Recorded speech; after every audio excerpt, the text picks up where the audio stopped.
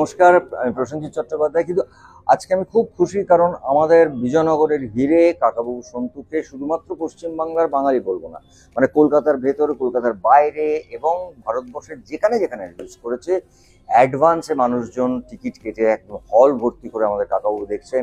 23 তারিখও তাই করেছেন, 24 তাই করেছেন, 25 তাই করেছেন। আজকে আমি খবর পাচ্ছি অবশ্য 25 দাঁড়িয়ে আগামীকাল মানে 26 জানুয়ারি আমাদের একটা ভীষণ ইম্পর্টেন্ট ডে।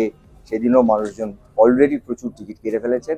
ঠিক তারই মাঝখানে একটা খবর পেলাম, সেটা হচ্ছে যে আমাকে ভারত সরকার থেকে সম্মানিত করেছেন, ভালোবেসেছেন, যোগ্য মনে করেছেন, আমাকে পদ্মশ্রী পুরস্কার ঘোষণা করেছেন তারা।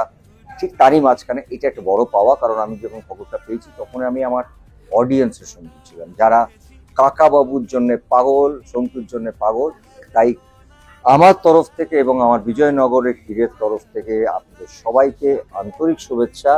কারণ আপনারা প্রসেনজিৎকে তৈরি করেছেন, আপনারা কাকাবাবুকেও তৈরি রেখেছেন, আপনারা কাকাবাবুকে ভালোবেসেছেন, আপনারা সঙ্গে থাকুন।